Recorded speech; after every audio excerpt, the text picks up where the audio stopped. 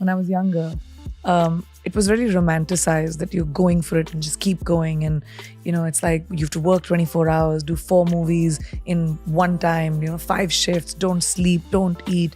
And the more a person does that, the more successful you will be. But as I have seen and lived more life, I've realized having a work-life balance is really important. So when you talk about a beach, I was in Turks and Caicos just recently. My phones were off, me and my husband, just by ourselves. We spent time, we walked on the beach, we collected shells. And then I came back feeling rejuvenated, feeling excited and really motivated to take my career forward. I mean, this generation of girls is fearless. And there's so many girls that take charge of their own lives and they say, I'm not going to fit into the cookie cutter mold that probably my mother did or my grandmother had to. And it's so, I have goosebumps right now just thinking about it. I meet so many young women who have changed the trajectory of their families because of the choices that they've made. Our first episode with Priyanka Chopra was the 13th episode of TRS ever. Now we've crossed 250 episodes on our English podcast. Priyanka Chopra was our lucky charm back then. I think the entire trajectory, the destiny of the podcast changed. And this conversation is an extension, a sequel of that conversation. Priyanka Chopra has now begun her entrepreneurial journey with her brand Anomaly. If you enjoyed the episode we did with her last time, you're going to enjoy this one even more because it's even more raw, it's even more detailed, and it's even more motivational. Remember, if you're consuming this on YouTube, now we have subtitles on every episode. So hit that CC button and read along with us. And also make sure to follow us on Spotify. We're Spotify exclusive. Every episode's available on Spotify 48 hours before it's available anywhere else in the world. Priyanka Chopra returns on The Ranveer Show in a new avatar, a new flavor. The new TRS is here.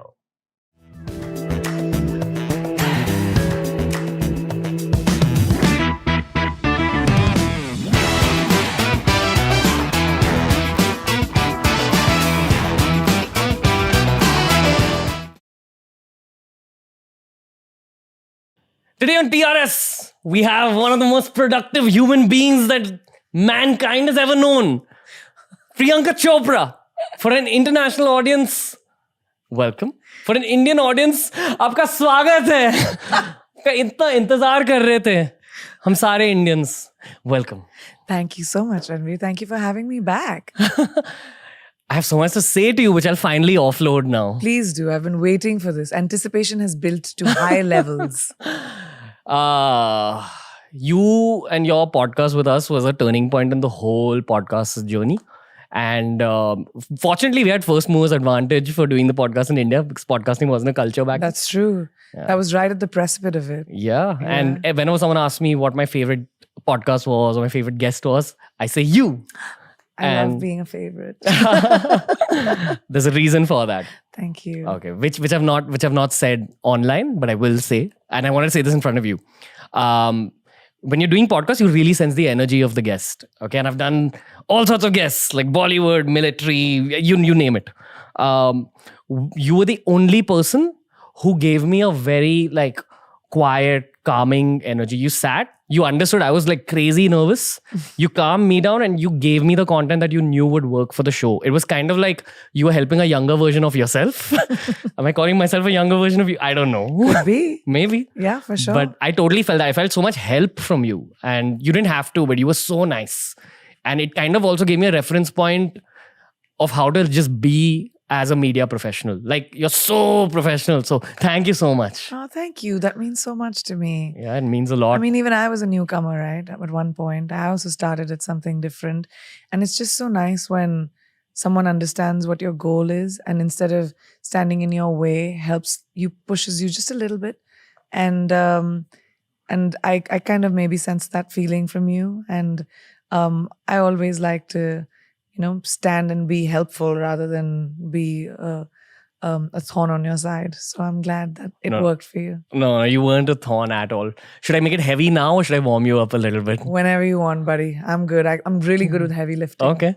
Are you happy in life? Yeah, actually happier than I've been in a really long time. Okay. Why do you say that?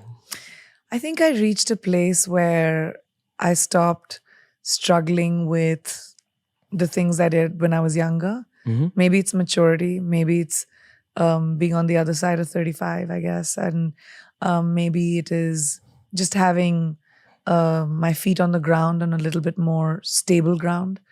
But I think I'm not running as fast as I was. I'm thinking about the steps I take. I'm in a really comfortable, content place when it comes to my life. And the choices that I'm making are mine and are not defined by other people or the validation that I probably needed when I was younger.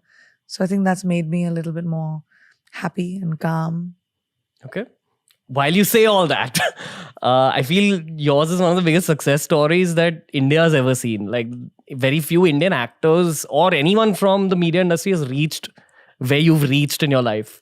Aren't you like done? Why do you want more? I'll tell you What why. kind of question is that? I meant, see, I have this vision for myself that I'm only going to work till about 35, 40 because then I just want to chill on a beach. I'm asking you from the beach scenario. Sure. Don't you kind of want to go on a beach? Because every time you take up something new, there is a trade-off of mental health in the long term. But you're just going for it. Like you were going for it even during the last conversation and you're going for it now. So I'm just trying to like explore what's happening and why. I can help you understand it a little bit. Yeah. When I was younger, it was really romanticized that you're going for it and just keep going. And, it's like you have to work 24 hours, do 4 movies in one time, 5 shifts, don't sleep, don't eat. And the more a person does that, the more successful you will be. But as I have seen and lived more life, I've realized having a work-life balance is really important.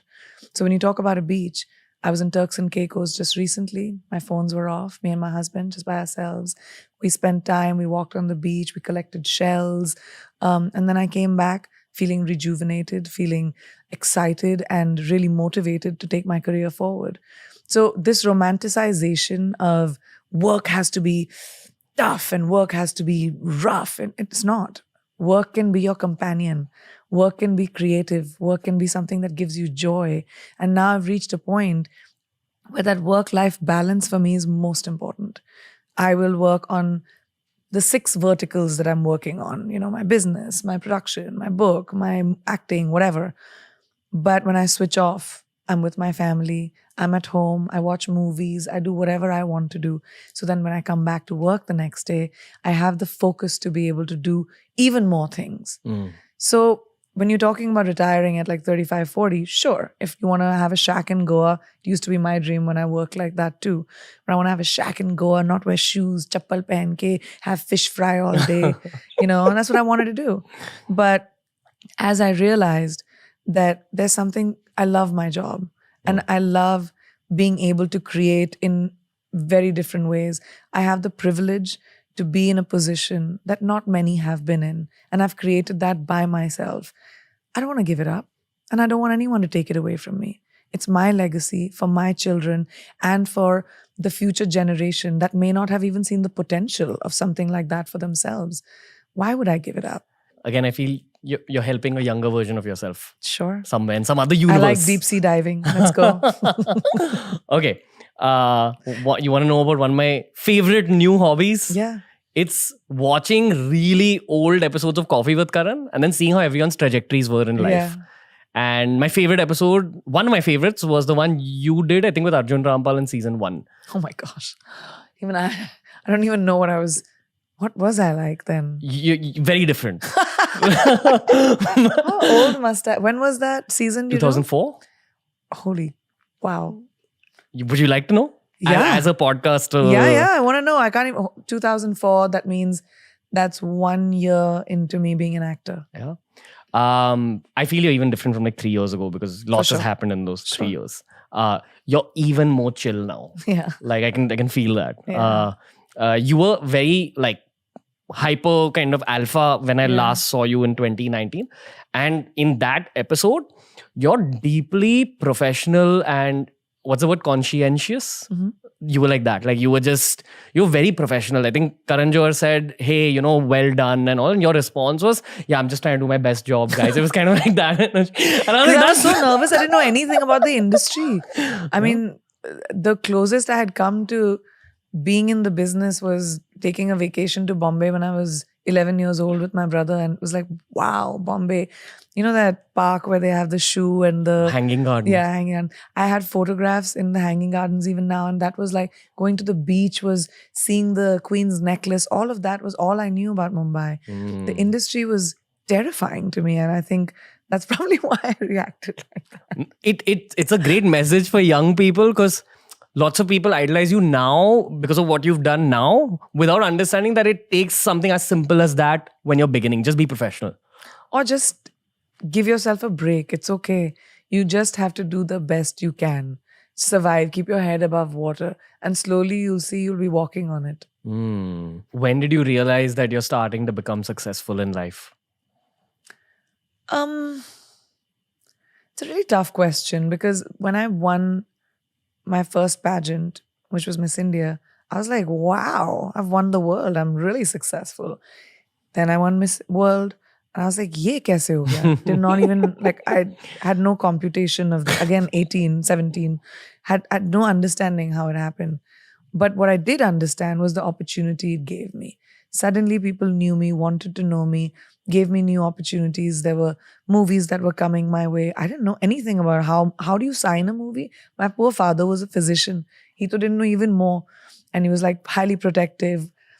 They gave up their practice. And for two working doctors who were very successful in Bareilly, and this is something I didn't even think about till I was like 30 years old, gave up everything to pursue my 19-year-old dream, my 19-year-old opportunities, that even.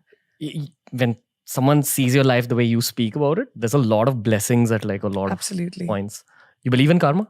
Absolutely. You believe in reincarnation? I do. Do you think about what you did in your previous life to get this life now? I hope so. I do.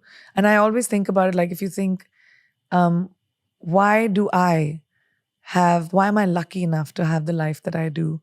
And some other woman somewhere else with the same opportunity, with the same desires, same ambitions, same, needs, doesn't have any of it. I really think about that a lot. It makes me feel like there must be something I did right. I wake up every day with a sense of gratitude, and I wake up every day with wanting to give back, whether that's with the person that is standing right next to me, or whether that is a life choice that I might make. But giving back, I think, is so crucial when it comes to being grateful. I'm highly grateful for everything that I have.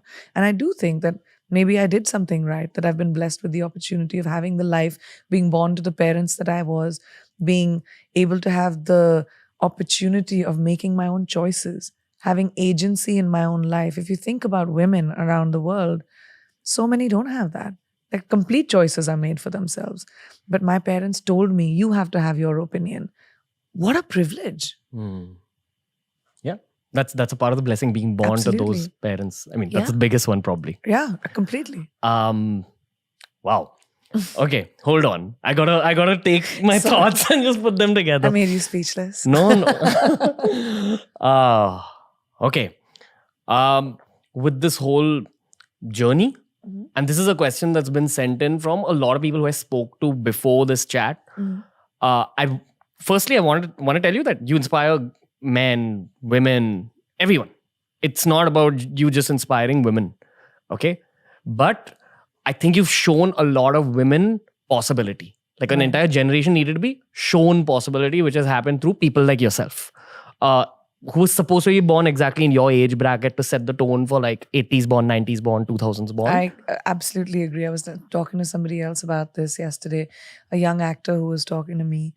And I really did say that my generation of women changed the trajectory of the next generation of women. My co-actors, female co-actors, that fought to be the face on the poster, that fought for agency in the movies that a lot of women didn't get before us, just opened the doors for the generation after us. And I think not just for women, but people, our generation and every generation will always have a prototype that'll be better than us, because we have change the landscape, right? Yeah. And that's a huge responsibility on all of us. Like I remember Mary Kom being one of the first female-led films. Yeah. And now That so did- many films are That did female-led. commercially well Yeah. at that time. Yeah, I Yeah, remember. a mainstream female-led. Mainstream female-led. And now there's so many female-led films. Like, and that's the thing, like, that's another, sorry, not to put you on the spot, but films are films. Yeah. And we still talk about female-led films as female-led films. We don't say that's a male-led film. This person's film, Amir Khan's movie, oh, we're watching a male-led film today. No, I hear you, but I'm also talking on behalf of the Indian masses. Completely. But that's, as a vocabulary, we need to change that. Female athlete, female politician, female actress. Why? Actress, politician, athlete. What is your message for... Okay, I'm going to ask you, what's your message generally? And what's your message for girls? And I'm also going to give you a supplemental point and say that this is not the end of the podcast. One at a time. This is not the end of the podcast, PC. There's so much more to unpack. But I actually do want to ask you a message for young, ambitious women out there. My sister, my girlfriend, my friends, everyone had this exact question for you. That what's the message for the girls who are starting out their careers or who are trying to climb? I think it can be very scary. This generation of girls is fearless, and there's so many girls that take charge of their own lives, and they say, I'm not going to fit into the cookie cutter mold that probably my mother did or my grandmother had to. And it's so, like, I have goosebumps right now just thinking about it.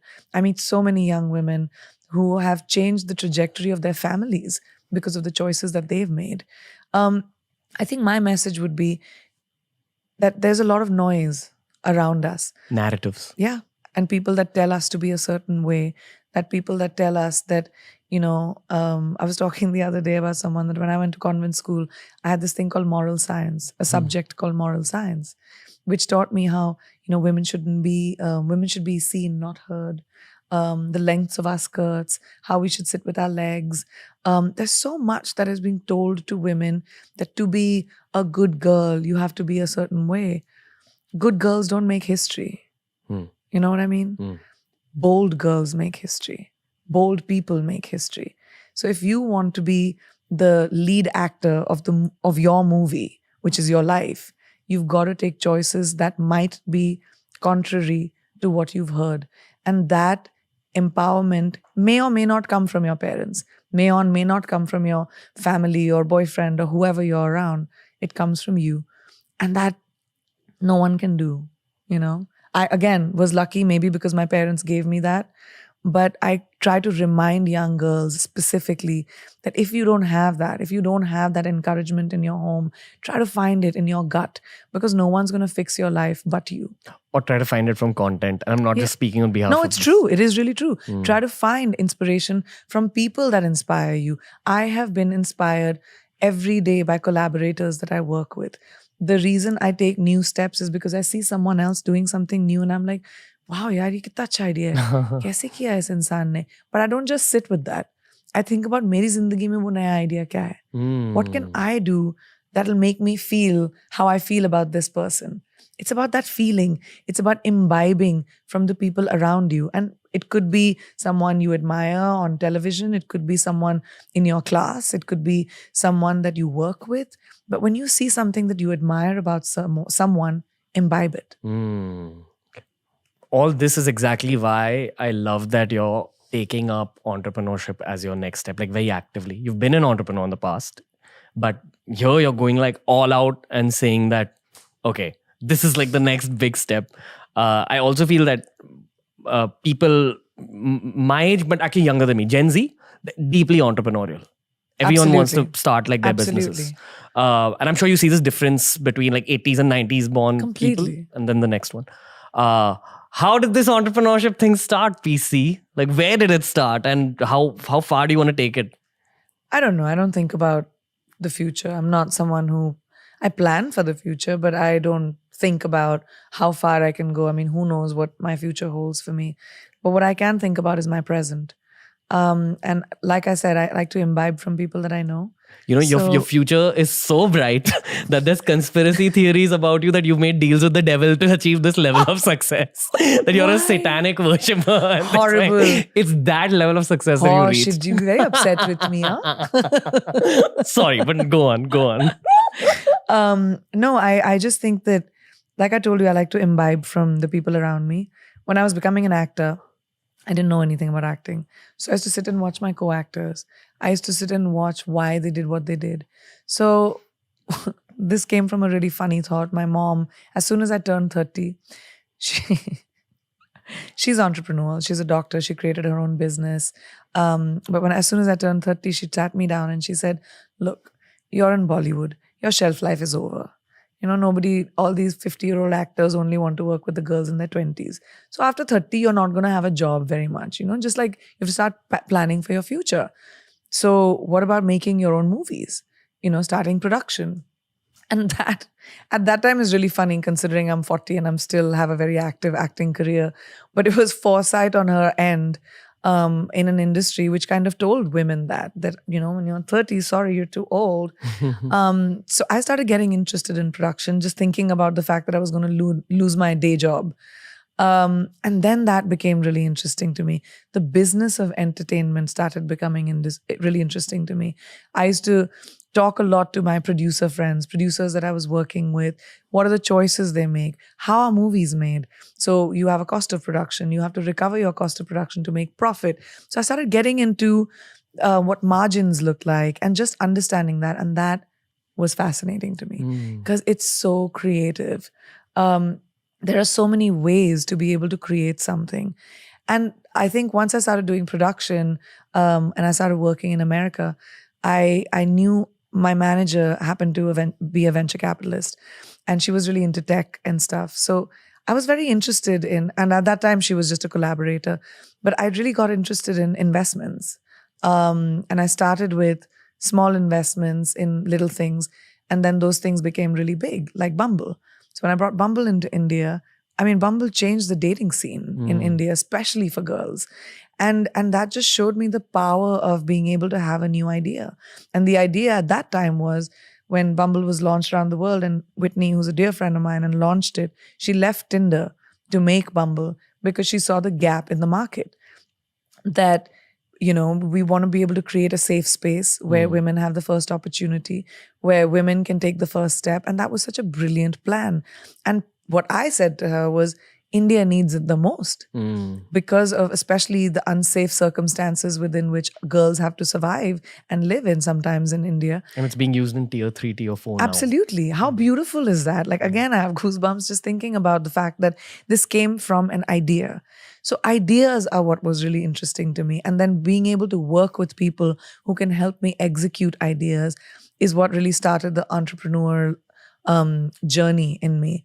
First, I started with investments, and Anomaly is my first brand that I founded myself with the help of Mesa. Thank you. With the help of Mesa, that were who are market leaders and leaders in incubating new brands, specifically in beauty. And then Nika, of course, bringing them. But I really lean on my partners to learn from them. And I just love the fact that you can have an idea today and monetize it. Why not? You're not just reduced to, I won't say reduced to because I come from a family of doctors and engineers, but at that time, in my parents' generation and the generation before that, it was doctor, engineer, lawyer, military, government job. Like those 5 or 6 things that everyone had to aim for. But today, like I think my generation of parents are not going to have those boxes for our children, right? You have an idea, let's run with it. Yeah. I have this little crystal ball with me everywhere that I go that only I can see. And it shows me the future. Oh, yeah? I think you're going to be a multi-billionaire going From forward. your mouth to God's ears, please. Remember the moment we had before the shoot began? I said, I don't want to talk to you until the camera started rolling and the lights went off. My crystal ball did that. But I also generally want to talk about that crystal ball a little bit. Mm-hmm. And what it tells me. Everyone knows that going to America was very good for the career, the material aspect of life. I feel it helped you a lot as a person as well. America does have this very different entrepreneurial energy. It's got like this little like accepting energy. As long as you're willing to work hard, the country just accepts you. You'll be able to create further opportunity yourself. But now I will let you unpack. I feel it's been great for you. And the harsh truth, I'm gonna say it online, is that India finds things cooler when they become cool abroad and then come back. I mean, that's a fact. Like That's- Swami that's a Vivekanand fact. is used as one example. That's our colonial background. We still haven't been able to shed that. You know, jab bahar acha hota, imported maal hona chahiye. You know, we have a lot of equity on Yep. on things that come from the West. That I agree is a fact. But no, it's not. It's not the easiest thing to be an Indian in America. Yeah. It's not easy. It's Even not Priyanka easy. Chopra said that, felt that. I mean, Really? yes, I started working in the States in 2010. And in 2020, after 10 years of working in the industry, I started with music and then pivoted into acting in America. So started in 2010 for context. In 2020, I got my first leading role. How long did it take me? 10 years. So people don't think about how much hard work, how much consistent knocking on doors, how much humility it takes to go to another country and start from scratch. I had built an incredible career here, amazing credibility here. And I got an opportunity to do music, and people were curious about the fact that because I could sing, what that could be. And I'm a big fan of the music industry anyway. We in India are monopolized by Bollywood when it comes to music so much. For now. I hope so. I hope so. That we've not really been able to bifurcate into pop music or pop culture when it comes to music. It's still very niche. So I was really a big fan of like music and musicians, and very excited about that opportunity. Went there, worked with the most incredible musicians, and quickly realized that I'm not as good as them, you know, and I should go back to my day job. I'm very astute when it comes to, I don't lie to myself. I'm very honest to myself. So I did the music. I love the music that I did for myself, but it wasn't my standard of excellence. It was good. It was fun. Played on the radio. It was successful. Sold a lot of CDs, but it wasn't my lane. And that made me want to dabble in acting as well and see if there was an opportunity there. But it required me to strip every single thing that I knew in India and the laurels that I had achieved in India, the awards that I had won, the movies that I had done, the box office successes that I had seen. It required me to walk into rooms with extreme humility and introduce myself to people, to take my show reel and say, this is the work I have done. I would love to work with you. I would love to see if there's an opportunity with you. I remember I've done so many small roles in big movies in Hollywood. But that's what it took for me when I started here too. A lot of people used to say to me, oh, she's left doing Bollywood movies to do small roles in Hollywood. It started with every new actor starts there. You have to start with from the beginning. And I don't sit with that, if I'm successful in one country, then everyone in the world should treat me like I'm a queen. It doesn't work that way. So Which is the case for a lot of big stars most people, I don't know about that, but most people expect and anticipate that if you're treated a certain way or if you're making a certain amount of money in a certain country, you're going to be treated the same way because everyone is waiting in Hollywood to cast you, right? They're just waiting for Priyanka Chopra. We were just waiting for you to come only, Priyanka, to change the trajectory of movies. Of course, Hollywood is not the same without you. It doesn't work that way. You have to go, you have to pound the pavement, you have to walk in, you have to be rejected, you have to audition, and you have to work around the culture of a new country. And that was so hard. I had to swallow the humility pill, and I was willing to do that hard work. And then 10 years later, I finally got my leading role in a movie. I finally got the same remuneration as a man, which I never did in Bollywood.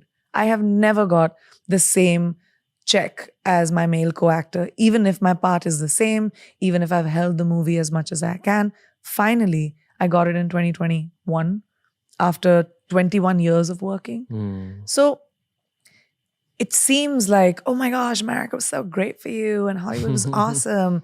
But the tears that it took when you move to a new country with no friends, no family, working with people that don't know you and don't know what you are able to achieve. When I first started doing Quantico, my co-actors did not understand the hoopla around me. They were like, who is this person? Like, why are you, the lead of that was the first time I got a lead role in a television series. And they just couldn't understand why. And it required me to just, be humble and say, I'm okay. This is a new environment. It's easy to go, fishing from your boat, but when you have to go deep sea diving, it's a completely different thing. Yeah. So you have to learn according to your environment. So no, it wasn't easy. It was very hard. It took a lot of sweat, tears, and blood from me to finally be able to reach where I have reached. So when you say, I don't want to pass off the work that it took to get there and the time and the commitment that it took to get there. But look at you now. Look at me now. But I'm still at the beginning. That's what I'm saying. It's the first movie that I'm doing with as a lead part. Who knows where else I'll go? again, the mainstream narrative though on you is that things have just gone upwards. So I love that you're saying this. Because I'm not someone who talks about my struggles too much. Why don't we talk about your struggles a Let's little? do it. Let's do it. Okay. You have to ask me the questions. Did people try jeopardizing your career here, there, at any point? Because that's the one thing I'm slowly learning about success. Like the moment you start climbing that ladder, there's too many people who don't like that you're climbing the ladder and try pulling you down. I don't know. Unfortunately, I feel like in India, we've been taught that mindset. We are not people as a people. Very few of us are happy for somebody else's success. Because again, I think my hypothesis, and I don't know, I'm not someone who's an expert on the field, but my hypothesis is that, we were colonized till 1947. I agree. We've not even been 100 years. We've just about been our own country, our own people. It's divide and rule, but on an emotional level. Exactly. And our generation has to recognize that. Our generation has to say, hold on. Why is my natural instinct when someone is successful is to be jealous? Why is my natural instinct when someone is successful to be envious? Why is my natural instinct not saying, wow, you've done so great. Let me add on to this person. Let me push you forward because then you're pulling me forward. There is such a strength in numbers, which we don't recognize. If we only collectively banded together and supported other successful people in our fields, we would be unstoppable in the world. We are 1/5 of the world's population, but we've never been able to take our own stand because of that reason. I feel this is something we can learn from the West. They Maybe. cheer each They other were- more than what we do. Probably. I don't know about where that learning comes from, but I just like you, I've also had people wanting to jeopardize my career. Like what take used to away happen? from, I don't know, take away from work, make sure that I wasn't cast just because, I was doing well in what I was doing. But that's not what stopped. I don't sit and wait and harp on. I mean, maybe I'll cry one night or the other when an opportunity was taken away from me, but I don't sit in the shit, You can sit in the shit and then you'll start smelling of it. And then you don't even know you're smelling of it because you've got so used to it.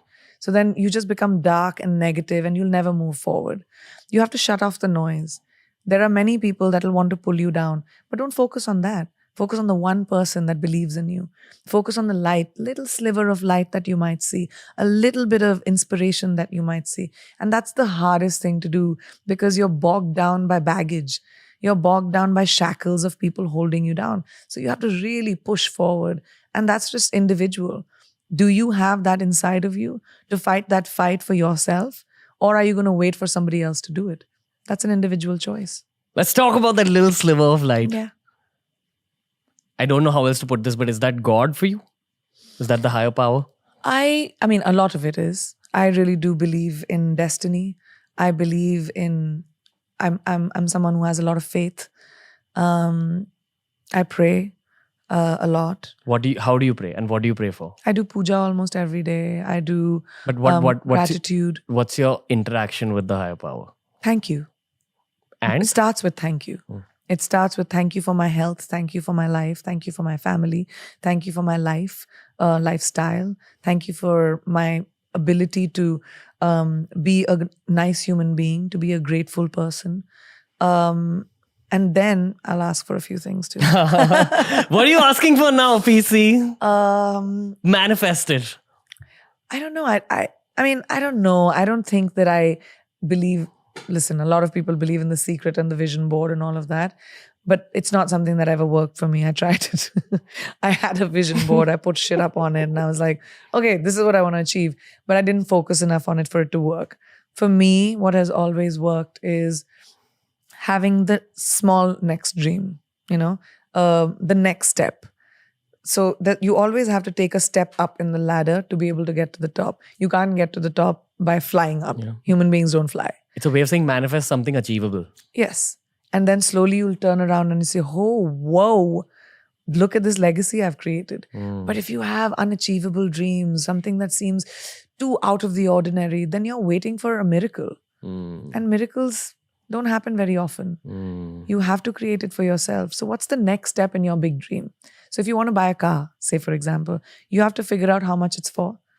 So अगर 100 रुपए की कोई चीज़ खरीदनी है आपको, तो वो 100 रुपए आपको बनाने पड़ेंगे. So you have to work backwards from your goal. So if my goal is one thing, I'll work backwards. And what is the first step in that goal? I'll take that. Then the next step in that goal. And slowly you'll buy your car. What would you like to change about this whole journey till this point? Is there anything you'd like to do differently? Yeah, I'd like to tell my younger self not to have stressed out so much. I used to have a lot of anxiety around losing my job, losing my position. Losing time. That's No, never time. Because that's a very, very common thing now with What do you teenagers, with college. Everyone's afraid that they're getting too old when they're 18. I mean, I'm not afraid at 40 of getting too old yet. Yeah, well, that's your glass ceiling for you right there. What do you mean? I mean, you're telling yourself you're too old at 18. It's like everyone's aging. That's the one thing as a fact we know, birth and death. That's going to happen to all of us. You have to age.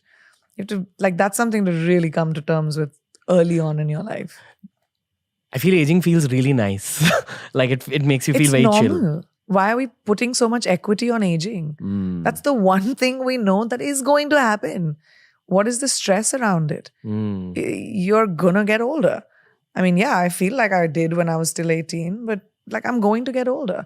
And who am I right now at this age is what's important. What is my best opportunity at 18, at 25, at 35, at 60? Who is it that you want to be? I was just doing an interview with Falguni Nair. She started Nykaa at 50. That was her idea. And she built it into an empire today. So age ain't nothing but a number. That's a real fact. We put too much equity on age. It just doesn't matter. What matters is what you do about your life in the moment right now. Yeah. It's also the people around other people telling them that they're getting too old. So then don't keep those people around you. Break up with them. Bye. Peace out. Keep the people around you that are your champions. And maybe this is also something I realize when I'm older, but I tell young people this all the time. Do not hang around with poisonous people. Do not keep people around you that are toxic, that mess with your brain. Keep people around you that are genuinely happy for you. Only people that are genuinely happy for you. And if that's two people, you're a rich person. Yeah. Meeting you was a very big turning point for me. I mean, I'm saying that again. In what way? Just saw what you are in truth, in reality, who you are. Right. So many people put on masks on the show, even today. Now, Yeah, I've done I'm sure. You are 12th episode, I've done 400 now. Wow. And we still have lots of people putting on masks, and you're just the same person. You're very real, very professional, very, very polite. I can sense, people can sense the kindness. And that's the joy of podcasting, that you really get to know who the other person is over a long, nice conversation like this. But it's not easy to be a public person. We talk a lot about and we point a lot of fingers at celebrities and public people. Ye to aise hain, ye to waise hain. It's a really hard job. It is so hard to be dinner table conversation every single day. It is so hard to walk into a room and know that somebody is going to be talking about me when I leave. Good, bad, ugly, not in my control. It is so hard to wake up every morning and know that I am for public consumption. And it can be an opinion that is completely the opposite of who I am. People could think I'm unlikable. People could say that I'm a horrible person. People could say I'm unprofessional. That's not my truth. but I can't change that opinion. So if I sit and read every comment or every, negative thing on social media, or keep wondering about the paranoia of when I walk out of a room, what is someone saying? Oh my God, I'll never be able to achieve anything. But it's so hard. Cut people a break. Cut public people. Everyone aspires to be a celebrity. Everyone is like, oh, I want to be famous and I want to be in that position. But nobody sees how hard it is. Like, it is so hard when you are going to a shadi, suppose your family ki shadi, and everyone is talking about you and pointing fingers at you. Can you imagine how you'll feel? Do you still go for family functions and all that? Can you? Because of the same fame angle. Means? Matlab? You've reached like this level of fame. I can't imagine So you. you're saying I'm not going to dance on the barat of my brother's wedding? Maybe. No, Maybe nahi, bhai, of course. My cousins, my brothers, family is most important to me. My fame is a byproduct of my job. It does not define me. My fame is not my job. It's very clear to me. I am not famous for a living. I work for a living. And fame is an comes with outcome. it. So it's not something I can control. Yeah. That's something that's thrust upon me. The reason I'm asking you such like incisive questions is, again, I'm trying to learn like here. Yeah. Like you're setting the bar for other media professionals. And that's what I meant the last time as well. I realized that this is what it takes. This kind of professionalism, this kind of energy. So don't get me wrong. No, please, I don't get. I'm not getting you wrong at all. I'm just trying to elaborate on Yeah. something that people don't really think about sometimes. Public people, even though you're seeing a celebrity or someone every day on like billboards or magazines, there's still a human being behind them. They also like to eat paratha and achar. They also like to sit we also like to sit in a palti and dance at the barat of your cousin and make sure that you get, great food. And the desires of a human being is the same. The needs, or at least the people that I know. I keep my friends, my family. I'm a very grounded person. I come from the ground and I'm going to stay there. And the day I behaved a certain way, my mom would put a tapli on my head and say, come back to earth, buddy. Does it happen now? Because I don't need it. I don't come from a place of arrogance. Okay, gotcha. I never did. I mean, I may have had a little bit of that when I was in my early 20s, where I was like, wow, I'm famous. Everyone knows me. And then quickly I realized when 6 of my films flopped that it doesn't last, buddy. You have to consistently keep working. So I never rest on my laurels. That's your downfall right there. All right. Too much to absorb here. I do have one final Too much gyan. You No, this is always make great. me give gyan. This is great. That's how we get the views. Gyani ban gayi hu main. Thanks for the views, PC. So anyway, views are like drugs for YouTubers, but True. Okay. So here's my honest question in terms of success. I genuinely mean it when I say that, like, in the modern day, you're one of the most successful human beings on this planet. After seeing so much success, what have you understood about the meaning of life? What has life become after that? Like, why do you have to keep going? Why can't we all just go to beaches or meditate or become monks? You can. Okay, what's your meaning of life? I think the meaning of life is having purpose. We're born and we'll die. What you do in between that is your legacy. And if your legacy is, walking with sand between your toes and living in a shack and being happy and meditating, sure, it's an individual choice. Success is very subjective. To each person is their own. My success might be completely not attractive to somebody else's success. So the equity that we put on, you're the most successful, one of the most successful people on the planet, whatever, great. That's my version of it. But somebody else's version of it could be completely different. But I really believe that what your purpose in life and what you do between birth and death is what counts. So the pursuit of anything else is just futile. The pursuit should be, what am I doing in my life? What do I want to do in my life? Who do I want to be? Who do I want to touch? What do I want to create? Do I want to create? Or maybe I don't want to create. And all of it is fine, as long as you're at peace with the choices you make. So make choices that make you feel peaceful. Gotcha. All right. PC, another epic episode. Any signing off notes? Well, the only thing I'll say is the one thing you didn't talk about was I'm very excited about the multiple things that I do, but the one thing I'm really, and the reason that I've come back, and I really wanted to come back to Bombay, but launching Anomaly in India really helped me, have a reason to come back right now, because abhi to ghar bhi nahi hai mera Bombay mein. You Um, always have a home in yes, Bombay, that is true. PC. Bombay mera ghar hai. Pura Mumbai mera ghar hai.